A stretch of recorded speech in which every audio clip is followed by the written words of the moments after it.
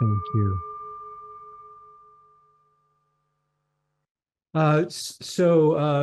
Aside from the wonderful display here, I'm going to be saying a few words about this activity of Zen and the activity of art, laying the groundwork. I'll be telling a few embarrassing stories about Michael, and then Michael will talk a little bit about his process. I wanted to start with a quote from Peter Herzog. He wrote a wonderful book called Chan Buddhism. Chan is the Chinese name for Zen. So this is about how Zen came to be in China beginning 7th, 8th, and 9th century. And this, by the way, when Zen arose, it was not a peaceful, stable time. It was a time of great unrest, great political disturbance, which may feel familiar to some of us here today. But Peter Herzog wrote, Chan arose out of a need to respond immediately, surely, and helpfully to situations for which history cannot have prepared us, and in which absolute principles are manifestly inappropriate. Practicing Chan is about successfully, gracefully, and even gratefully navigating uncharted and unpredictable seas. So uncharted and unpredictable seas might be the definition of human life. You may have noticed even before this election, there have been times when you have been at sea. And so Zen arose in this context, and Zen is what happened to Buddhism when it moved from India to China.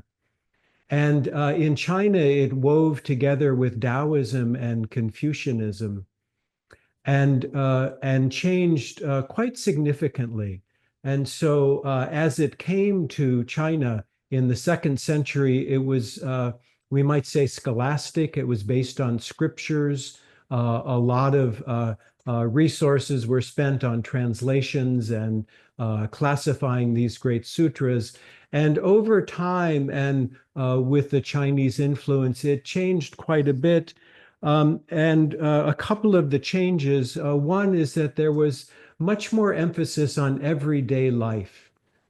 Confucianism was about living a life in this world and how to live in a way that aligned with things as they are.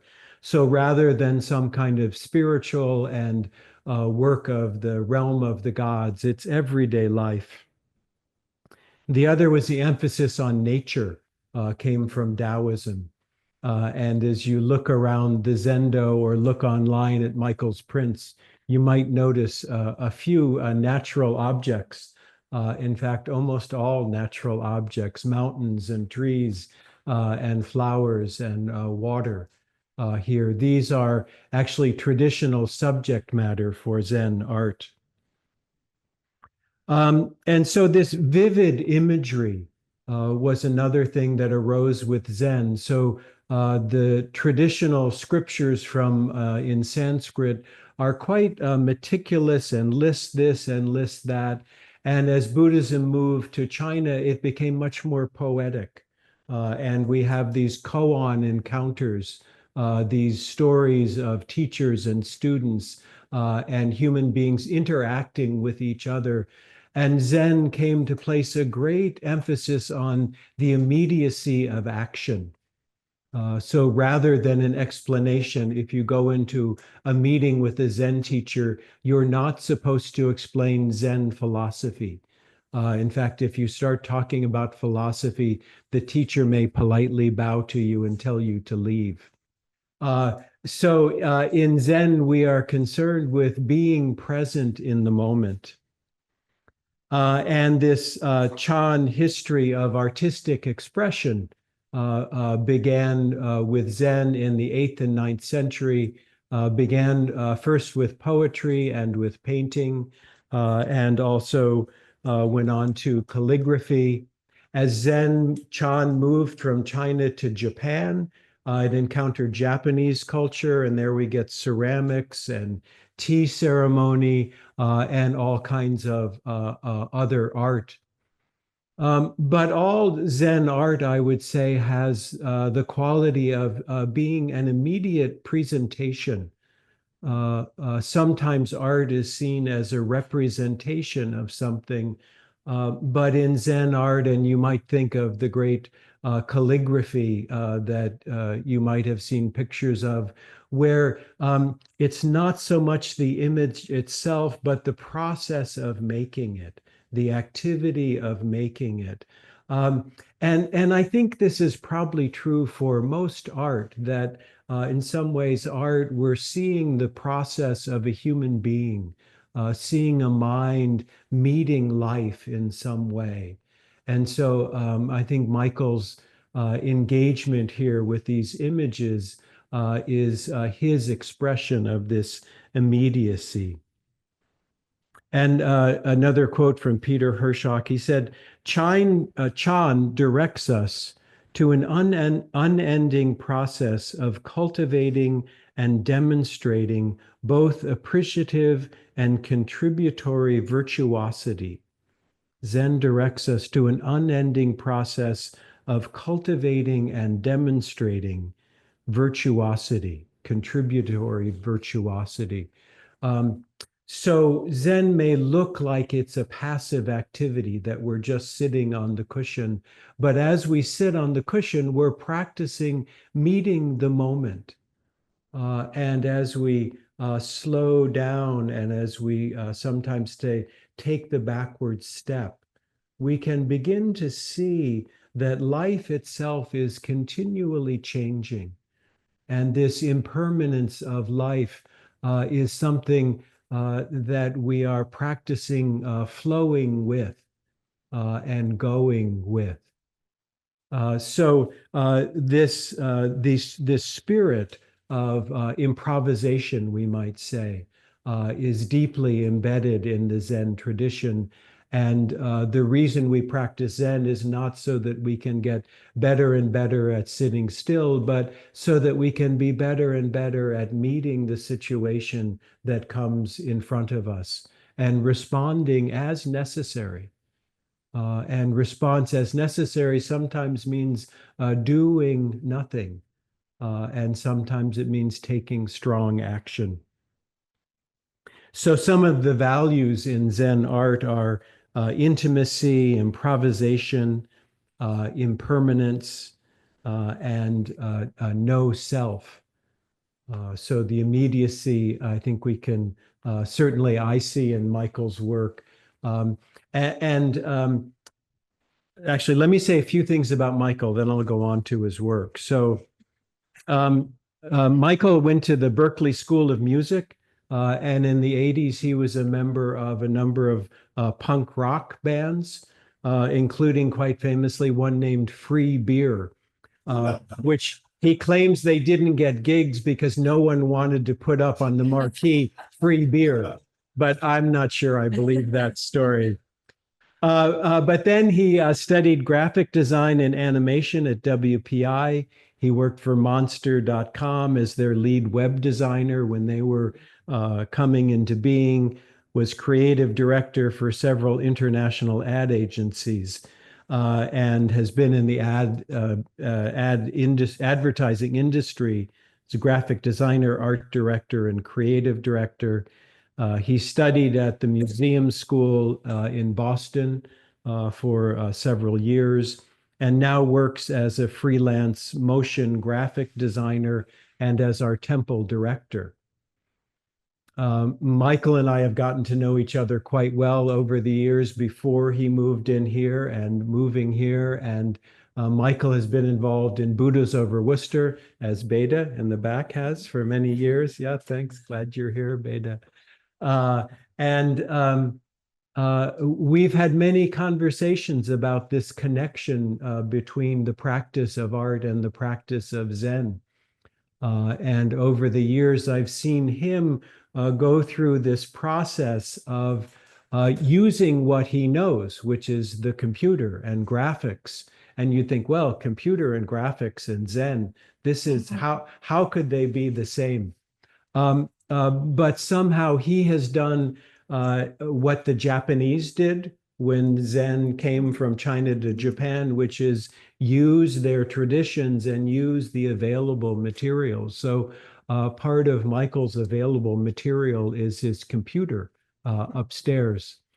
Um, and as I have looked at his images and look at these, a couple things stand out to me.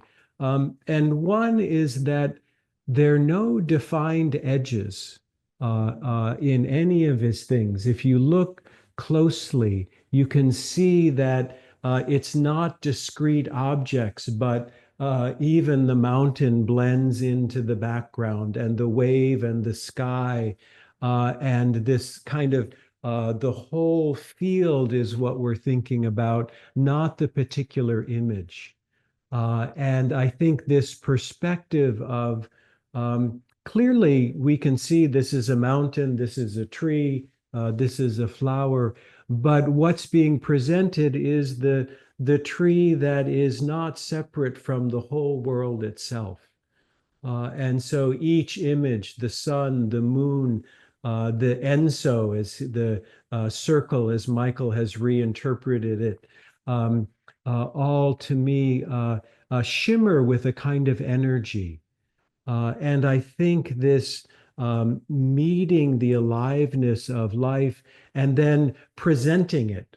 So we might say each one of these images is Michael's answer to the question, what is it? Right? What is it? What is this life? What is going on here? And of course, there's no fixed answer to that.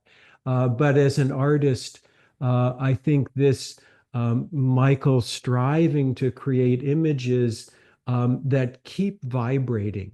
It's one thing to do a painting or a drawing or something. Okay, yeah, that's great. But as I spend time with these images, as I look at them, they continue to pulsate with some kind of field. And I guess the last thing I'll say is about no self. Um, and this is a concept in Zen, which is not so much that there's no you. You do exist, so don't worry. But one, you're not who you think you are, and you're not just one person. And so I think in Michael's art, there's a participation in life, participation in these great issues of what it means to be human, without a centering of a little person or a particular drama. The drama is the whole thing. The drama is the flower, the silhouette of the flower, the mountain, the wave. And so I am so delighted that Michael consented to share this with us. I had to twist his arm pretty hard, and so I guess I just like to turn it over to Michael to say a few words about how he thinks about all this. So thank you, Michael.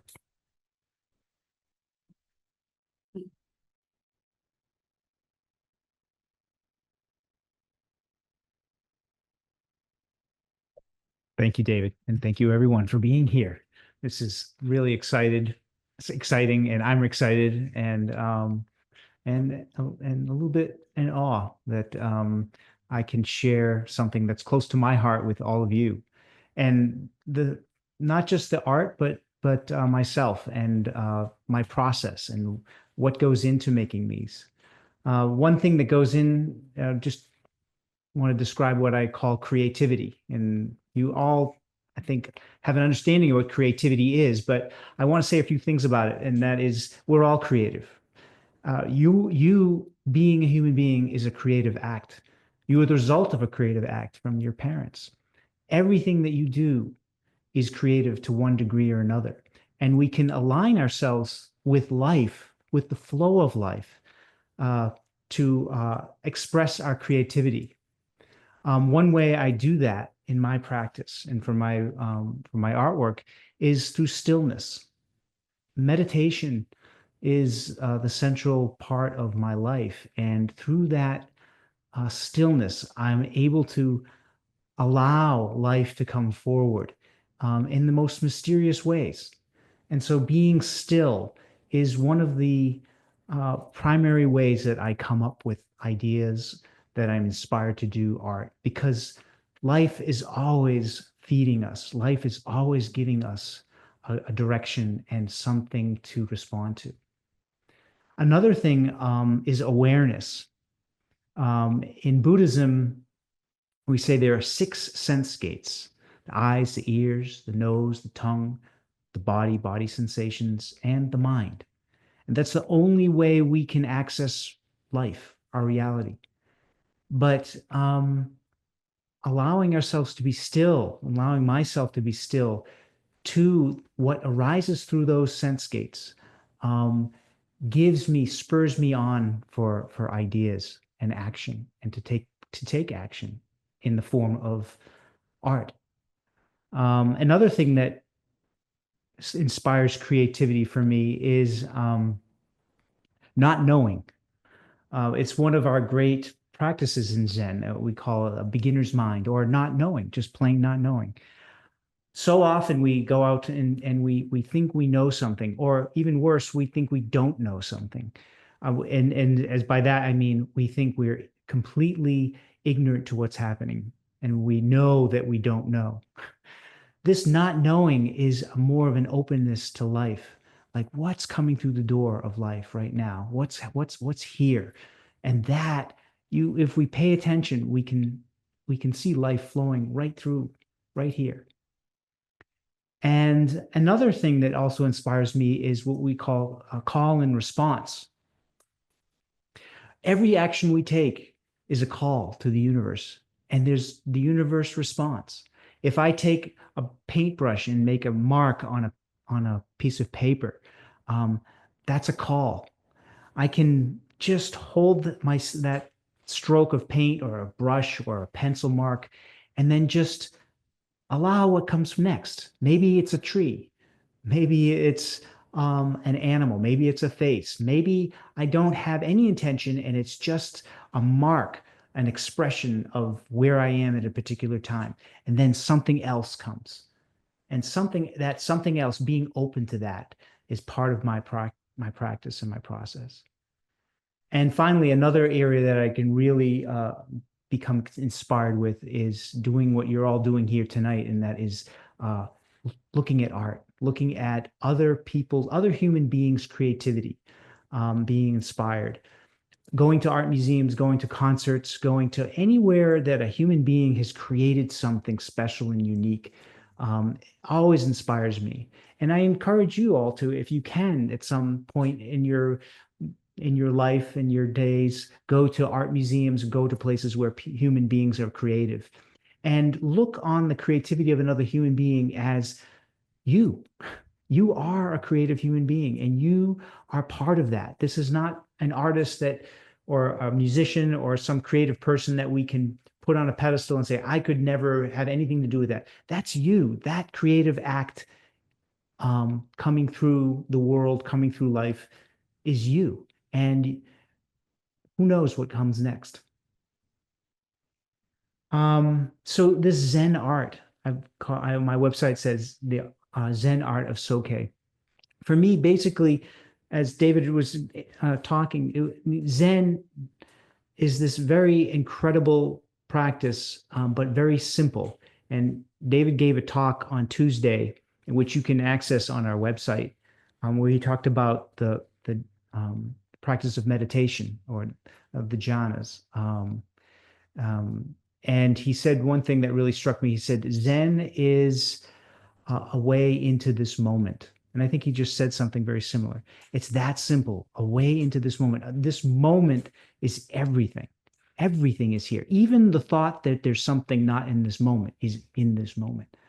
And art, this, for me, is an expression of this life. It's a way of expressing from a particular person life. And it has imbued in it a certain aesthetic. And Zen art is an expression of this moment through the activity of entering in this moment, through the practice of Zen. Zen art for me, in all this work that you see, has a specific aesthetic and a philosophy behind it. I really, from the last 10 years, and especially in the last 3 years since I've been living here at the temple, really made an effort to look at the way I create things through a lens of my practice, but also through what comes from my practice, and many specific values that I have that arise in my artwork.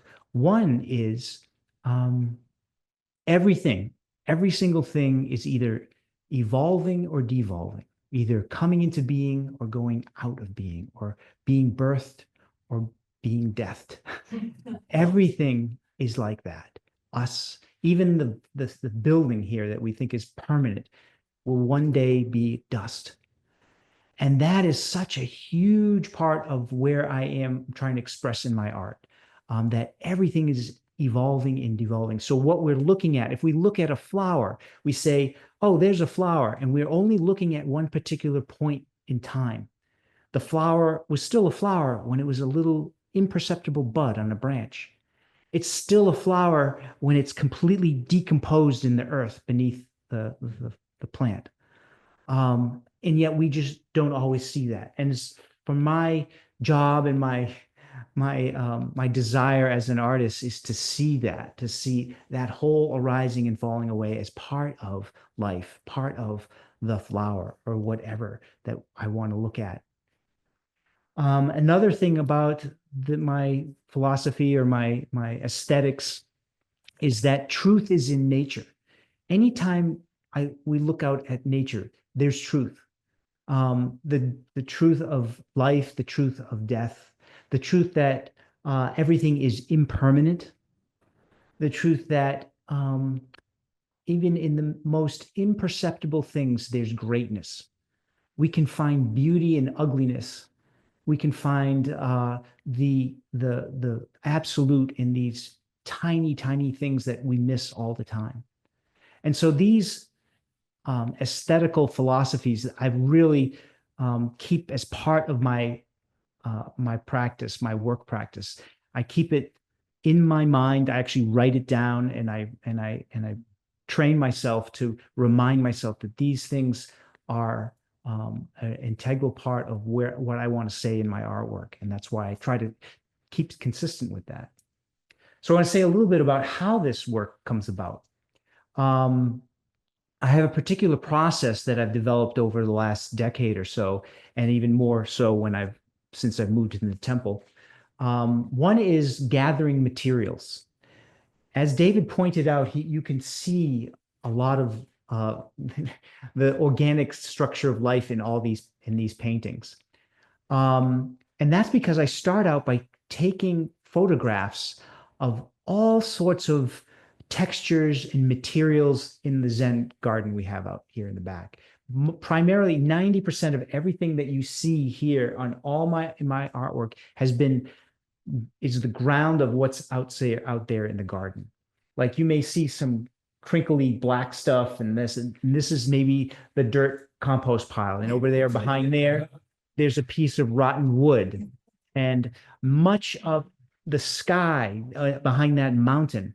That's actually that gradation color is the bell, a photograph of the bell that's right outside the gazebo. And it's enlarged. And what I can do with the computers is bring these photographs in and layer them, create layers and layers. So that I have hundreds and hundreds and hundreds of photographs that are used with my camera. And my camera is a special camera. It has what's called a macro lens. And you can go really, really close to something. And when you do that, a whole other world opens up. Many of the plant life that we have out here, you wouldn't recognize it when you take a picture of it with a macro lens. The macro lens blows everything up, and you can see the little veins, and you can see all the undulations in the plant. And that's what you see as the textures in my artwork. The other thing that my artwork has is specific images that I've began painting on with a sumier brush, a very fat bristle brush made of horsehair and dark black ink and rice paper. And I've done a lot of those. Basically, I do these sketches and I do them over and over and hundreds of them. And sometimes something looks good. And that's what I grab. So the process of creating this stuff, I don't say, oh, this is going to be a mountain, I'm going to do. It's more like I'm just gathering ideas, gathering stuff, letting my hands move across the paper. And that was a lot of that was done before I came to the temple.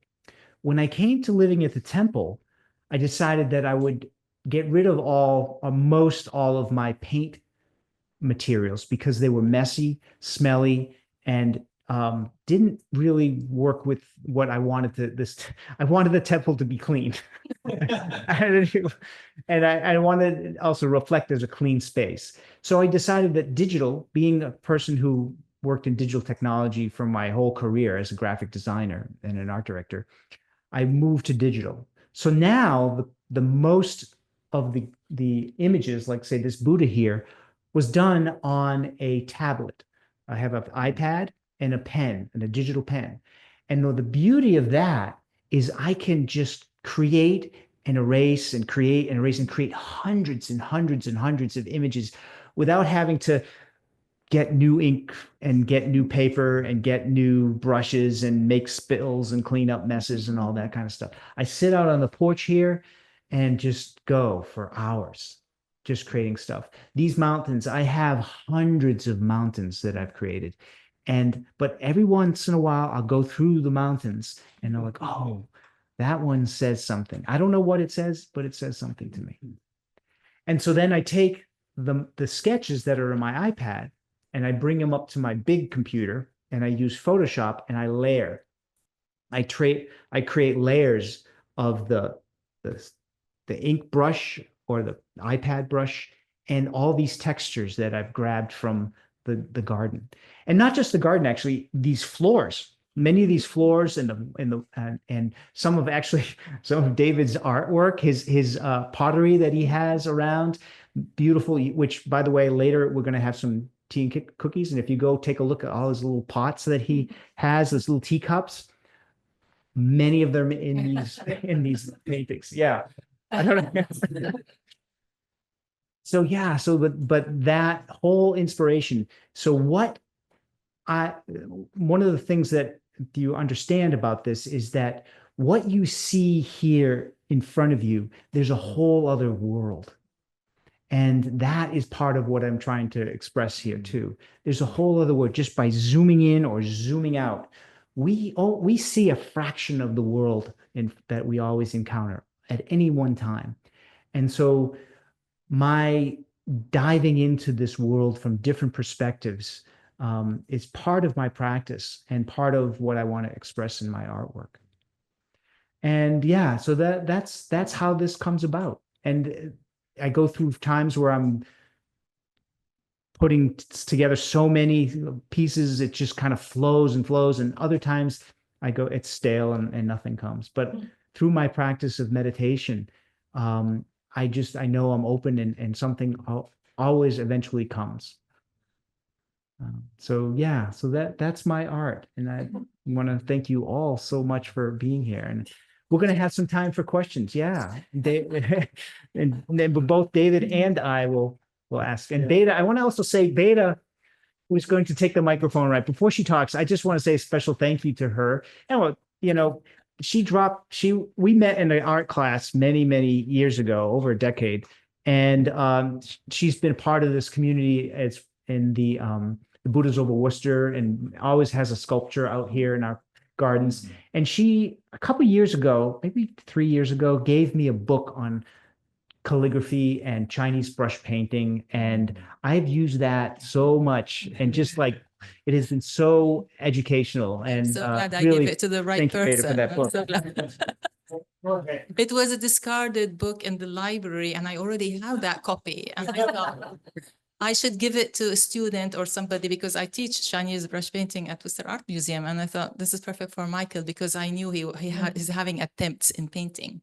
So my question for you, because you said you don't want that mess of the ink, but what's so special about the ink is unpredictability, because you put it on different types of paper and the reaction will be completely different from one paper. Like there is pea paper and there is half moon paper and there is all sorts of kitakata paper, all these Asian papers, and some of them have fiber. So when you put your brush with the ink on it, you don't know what will happen because the ink might seep and the fibers might suck it in a different way. And sometimes it shows on the back or not. Anyway, the question when it comes to calligraphy, did you use the tablet as well? Yes, yes, Wow, I did. really impressive. And thank you. The kanji. Because kanji, you really need the brush too. So I'm very impressed that he managed to do all the strokes without a brush. Yeah, I will say you are absolutely right that the paper and doing it in the real, but sometimes compromise, Yes. there are compromises in life, and this is one compromise that I've made. Not as I know the limitations of a tablet, but yeah. But yeah, of course, But I want to say, Michael, there's something surprising about your images. They don't, when I think of computer generated images, I think, oh yeah, it's just this one thing, but there's a texture and a depth. And so are you surprised as you're working like you might be with a brush and ink, or Yes. how are you surprised? Continually surprised. And what I'm able to do is I'm able to take these photographs that I've shot and layer them using what they call a transfer mode. And the computer can sometimes take little subtle pieces of it and come out and make certain things stand out and make other things kind of more subtle. And I don't really know what's going to happen. And I keep throwing them together. And sometimes it'll be beautiful, and I'll stop and I'll save it and then close it down. Other times I'm just sitting there throwing things together.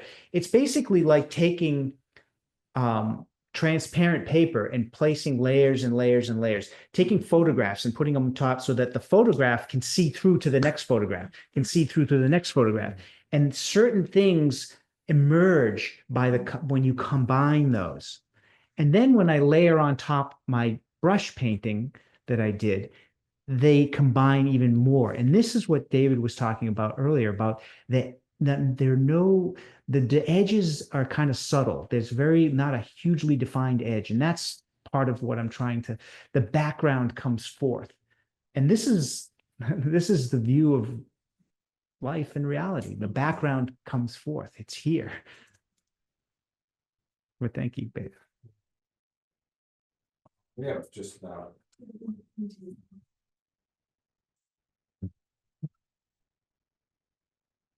just wondering when do you determine a piece is complete? At what point do you decide that this is the end of that individual piece? I love this question because I don't know.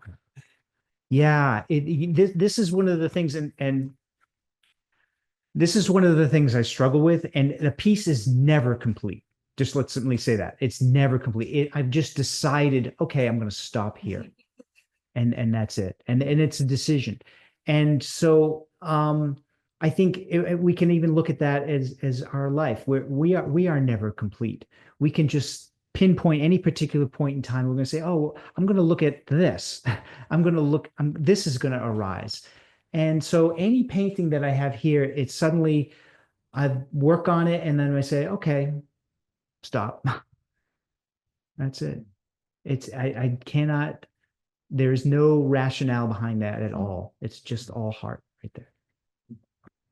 And yet, Michael, I would imagine that as you do this over and over again, sometimes you have a sense that it's enough.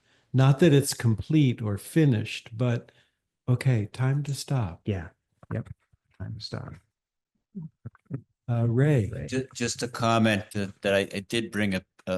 I did buy a piece, but I wanted to say about it is that it's never complete, even when I have it, and every time I look at it, it's not complete. Right. I love that. Yes. The viewer and the artist also dance with this.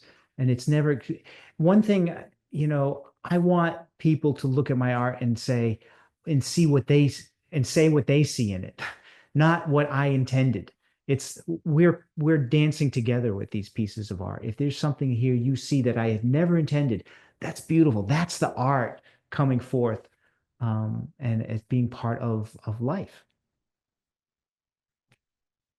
Yeah, I think there's a kind of ambiguity in a lot of the layering of, you know, what is that and why is that coming forward or not coming forward? Yeah. Is there anyone online who has a question? Or comment. Or if comment, you'd just yeah. like to Oh. say something.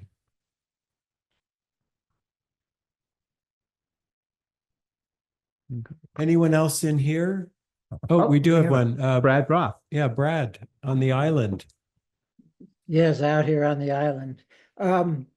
Just because there's computers involved, forgive my question, but in 10 years, could you be simulated by AI?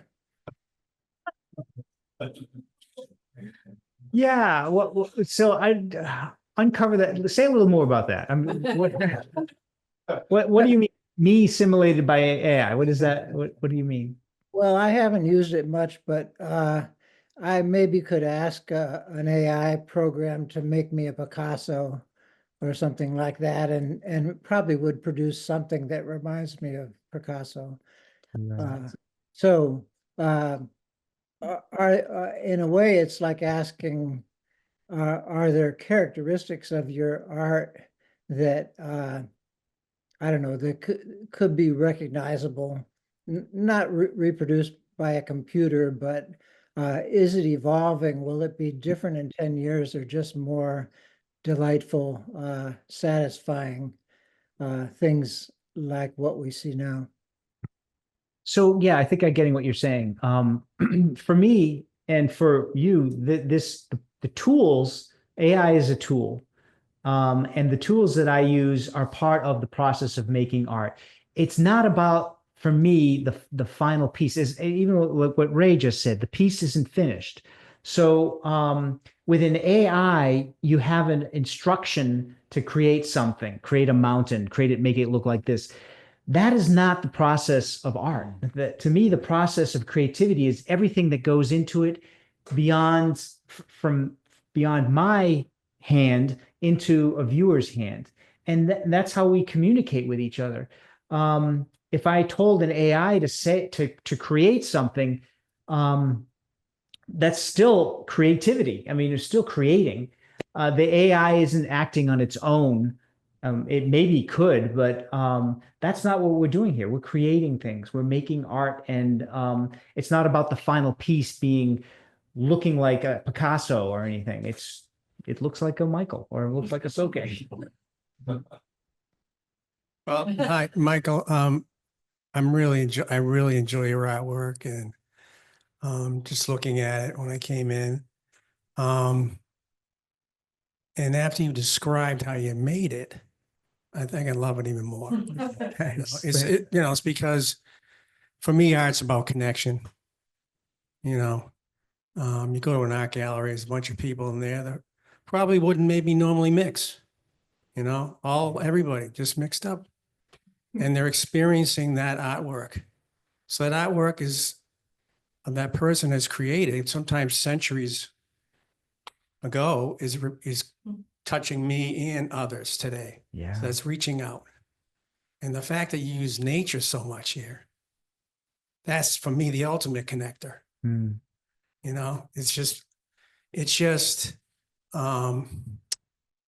It just reminds me that it's out there, nature, for my benefit and for my support, Yeah. supports my life, supports my emotions. You can give it all over to nature, just let it have it. It can take it. Yeah. Just go by the ocean, just let it take whatever you have, Mm. No problem, and I realize that, and I see that in artwork too, the way you described it. So it's just really, because I need reminding of this, and the reminding of this. So I'm really glad I came and get to experience and hear how you did this. And it's, you know, super creative, you know, to think of that gradation there is a macro pitch of a bell. Why? You know, why? Yeah. Well, thank you very much. Thank you. Yeah, I think it's wonderful knowing that that all of this that so much is from photographs and coming and that layering and that texturing and that sky now. Oh yeah, that's not just this color, but it's connected. Yeah. Maybe one more. Is there? Yeah, Eugenia. Yeah, I have been following Michael's letters creative process since the summer, and what resonates particularly, what touches me particularly is the spiritual dimension of the art, and the fact that, as you mentioned, David, the art is free of ego or self, which allows the spectator or the audience to really actively participate by meditating or immersing oneself. And thank you for that. Yeah. Thank you, Jim. Yeah, and that does remind me that Michael does have a newsletter he sends out with images and thoughts about the images. How do they get to that? Yeah. So if you go to my website, Sokei, SOKEI.xyz.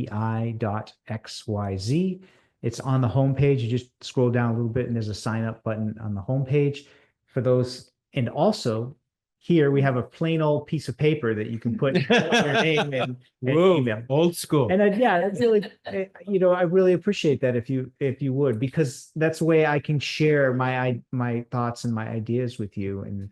And you can email me back and say, hey, what are you talking about here? Also, Michael has agreed to donate 50% of the proceeds from tonight and from the next week sales from his website. So thank you, Michael, so much for your generosity and giving back. And I'm so delighted that all of you came here in person and all came online. So we now have tea and cookies. If you're on Zoom, you have to get them yourself. If you're here in the Zendo, you can just come into the kitchen and have tea and cookies and keep looking at the art and asking Michael hard questions. So, Michael, thank you so much. Thank you.